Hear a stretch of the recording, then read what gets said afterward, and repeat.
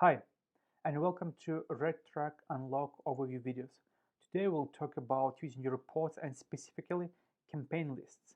That's the data on your campaign performance, high-level view or decision-making view without jumping into the details. Let's go to RedTrack account, go to campaigns. Make sure that if you update costs manually, you switch this toggle off, you pick up the right date period, and you click Apply Refresh. And here we have your campaigns, unattributed traffic, Google, Facebook. Well, we have some referrals, edit manually, TikTok, email campaigns, and their performance, and the data.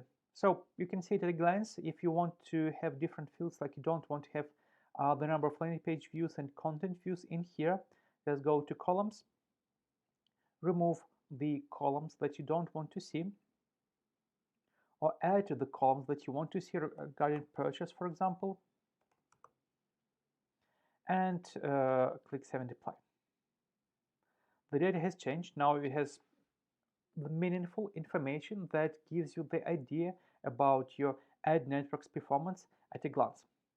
Thank you for using RedTrack. This was our Unlock overview video, and we talked about how to use and set up campaign list report.